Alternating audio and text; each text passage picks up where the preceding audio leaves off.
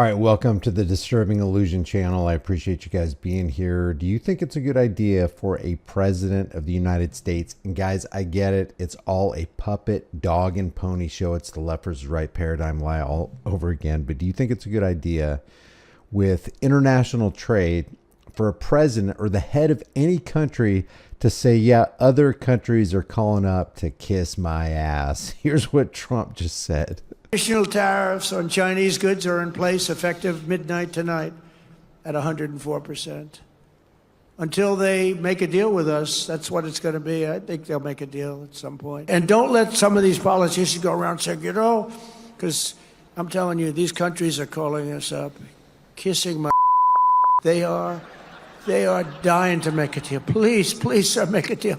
Now, we'll watch this in the context of this Fox News broadcast where it says Trump says countries are dying to make a deal and kissing his arse. But do you think it's a good idea to do that? Because if you're another country and you're willing to make a deal with the president or the head of that other country just so that you could, stop the tariffs, stop the nonsense, do you think it's a good idea for them to see that the president that you're trying to work a deal with is saying, oh yeah, he's coming over here to kiss my ass? I mean, it seems like that would cause the people who are willing to make that deal to kind of withdraw from that deal and go, you know what?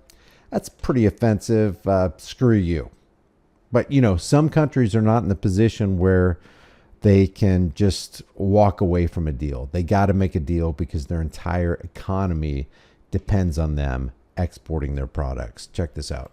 And we start right now with a Fox News alert. The United States is now enforcing President Trump's reciprocal tariffs on dozens of countries around the globe. The president says America is in the driver's seat and that Japanese and South Korean officials are set to fly in to try to cut trade deals. So the new tariffs, which went into effect just after midnight, include a 104% duty on China total, 20% over the fentanyl trafficking, 30% over the reciprocal tariffs, and an additional 50% added after Beijing announced 34% counter tariff on U.S. goods. And by the way, Dow futures last night, I looked at it before I went to bed. The highest I saw it, or the lowest I saw it, was minus 625 on the Dow futures. And right now, as we watch this, it is up 61.39. It was up as much as 230. So the president says that the U.S. is taking in $2 billion a day from the highly tailored reciprocal tariff deals. Lucas Thomason joins us live with more. Good morning, Lucas. So he's taking in $2 billion a day, he claims. I don't believe anything coming out of any administration, but let's say the claim is real, that he's taking in $2 billion a day. How much is it costing each American? Because Fox News is actually going to be honest with a little part of the economic devastation that's going on with some of the Americans having to cope with these tariffs. If he's bringing in $2 billion a day, how much is it costing those Americans? How much is it costing Main Street America to have to deal with the fallout, the widespread, the micro and macroeconomic fallout of these tariffs? Well, good early morning, Lawrence. And guys, prices are expected to rise as these new tariffs were launched beginning at the stroke of midnight last night. The U.S. government began collecting tariffs on roughly 90 countries. We have a list for you right here. Top Trump officials say they've heard from 70 of them trying to negotiate new trade deals with the United States. Now, in addition to China, the U.S. is slapping tariffs on U.S. allies as well, including Israel, Japan, and South Korea. Here's President Trump. Now let's take this Liechtenstein. What do we get from Liechtenstein? According to what I looked up, precision tools, dental products, audio components, and automotive parts. You've got Madagascar. The United States gets over 50% of its vanilla from Madagascar. And I don't know if you know this. I just learned this morning. Vanilla is a pretty fickle plant. It only flowers for a couple of hours. And because there's not this certain bee to cross-pollinate in that particular region, I think it's 10 or 20 degrees off of the equator, workers getting paid to what equates to 18 cents an hour have to manually pollinate and it takes about 5 minutes per flower. Now, they do grow the vanilla orchid in some places in Hawaii because that climate can tolerate that kind of plant or facilitate the growth of that kind of plant, but they only produce a couple thousand pounds, and Americans use over 7 million pounds of vanilla every year. The orchid flowers for only a few hours once a year, and outside its native Mexico lacks natural pollinators like the Melipona bee. This means hand pollination, a labor-intensive process, is required, taking a skilled worker about 5 minutes per flower. After pollination, pods take 9 months to mature, followed by a months-long curing process. So not everybody can do this, and not every climate can facilitate the growth of the vanilla bean. So it's not bad to have a trade deficit with Madagascar, for example. Trump basically argues that all trade deficits equal we're being ripped off. Well, not necessarily if you can get that product cheaper from another country, and you're going to have a real tough time trying to grow it in your own country, if not impossible to grow it in your own country. Just as one example. I'm telling you, these countries are calling us up, kissing my. They are dying to make a deal. Please, sir, make a deal. Chinese officials vow to fight to the end. Here's Caroline Leavitt at the White House yesterday. China has to make a deal with the United States. It was a mistake for China to retaliate. The president, when America is punched, he punches back harder. Now, things got a little sporty on Capitol Hill between Republican Senator Tom Tillis and President Trump's trade rep, Jamison Greer. Whose throat do I get to choke if this proves to be wrong? Well, Senator, you can certainly always talk to me, but are you at the tip of the spear? Well, I'm at the tip of the spear for certainly. I'm just trying to answer a question that I have several people in North Carolina asking. So the president, again, is the final decision maker on all of these things. Now, Senator Tillis is up for re-election next year in North Carolina, a state President Trump won by only 51% of the vote, guys. All right, Lucas, thank you very much. Of course, you think of the farms when you think a lot about North Carolina. A little bit aggressive when he comes there. I thought that the trade rep was fantastic under pressure. He knew it was going to be a tough hearing yesterday. I thought he was fantastic. He was explaining it, and I think the strategy is becoming abundantly clear now. I thought the agricultural secretary last night said, basically, we're about ready to do some deals. Right. So we have the countries lined up. We already know essentially the fundamentals of their offer, from the EU to Vietnam to Cambodia to India. We're seeing Colombia, Turkey, Australia, Switzerland.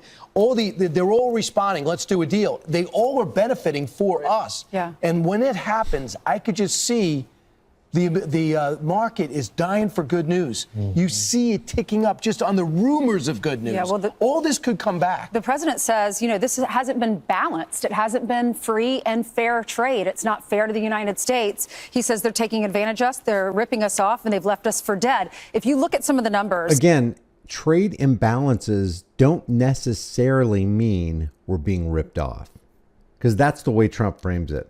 We import approximately $440 billion worth of goods from China, and the deficit is about $300 billion. That doesn't mean it's bad. It just means it's more economical for a lot of these companies to import goods from China rather than set up a shop, have to take out a 20-year loan to pay off setting up this shop and this entire building so that they can make the goods that they could just go ahead and get from China, use it in their products, and sell it to the American people for way cheaper than they could if they produced it domestically. As far as China is concerned, U.S. exports $143.5 billion to China. U.S. imports $438.9 billion from China. So that's a deficit of $295.4 billion, leaving the United States, the president says, in the red. Yeah. There's an item in the New York. And now listen to what Ducey says here. This is how it's actually going to affect Americans when the rubber meets the road. We are talking about businesses closing down. Listen to this one business that he decides to highlight. Post that we all have in front of us. It's an exclusive story, and it talks about how with these 104% tariffs that went into effect, we think that China is going to have to pay for it, but it tells a story of a special needs toy importer. And when the tariffs went into effect at midnight, his tariff, he's been paying a tariff because he gets stuff from China, $26,000 a year. Okay, so it's an American company, which is a special needs toy distributor that gets his products from China. $26,000. What did your bill go up to now after the 104% tariffs? His tariff bill went from $26,000 at midnight to $346,000. And that's money he's going to have to come out of his pocket. It sounds like he's going to have to go ahead and close down part of his business. He tried to make the toys in the United States, but the tariff on that, his most popular item, went from $0 to $17 at midnight. And what he told the New York Post is people don't understand the tariff situation. They think just foreign countries are paying for the tariffs. That's not true. Half of the tariffs are being paid for by U.S.-based companies. Yeah. So when you look at the big numbers and they look good, just remember that according to this guy, half of the small businesses and half of the tariffs are being paid by Americans. Well, and how many more businesses? Just that's a representation of just a whole bunch of businesses out there who are going to be suffering. And then the customers are going to be suffering. Why? Because a tariff is a tax paid by the American people for the most part, because a company can only absorb so much. A lot of people are just operating right at the margins anyway.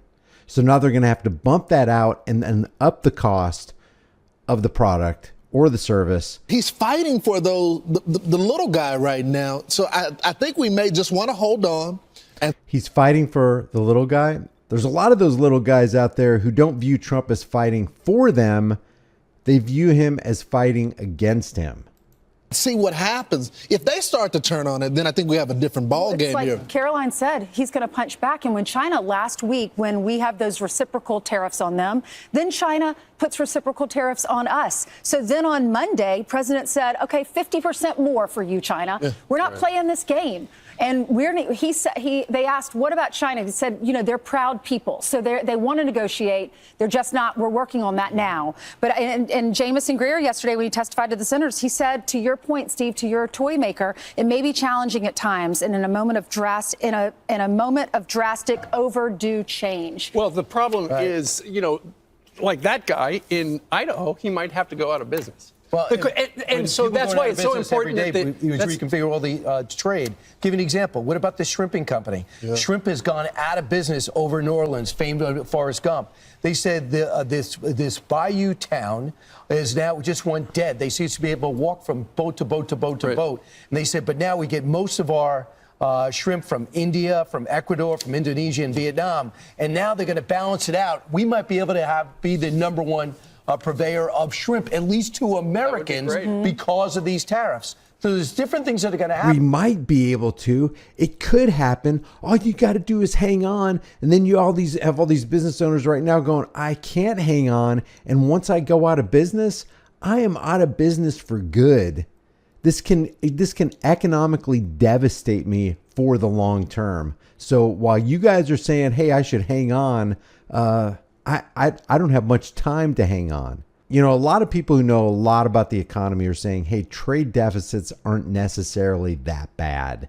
They can reflect a strong economy where consumers have cash to spend on imports funded by foreign investment flowing into the United States. But Trump sees it a completely different way, kind of a black and white way. And so I understand on both sides, it's like, hey, we want to facilitate economic production in the domestic field. So we're going to put a tariff on that company to initiate the economic domestic production of that particular good and service. The problem is you're not going to be able to get diamonds from the dirt in America as cheaply as you can get diamonds from the dirt in Botswana, for example. And you're not going to be able to get vanilla as cheaply, or not get vanilla at all, because we don't have the climate for it like you can get it from other countries like Madagascar. Leave your thoughts about this for the world and the global thought police in the comment section below. If you haven't done so already, subscribe to the channel, hit the bell notification icon, give it a thumbs up, share it with everybody you know, and I'll see you in the next one.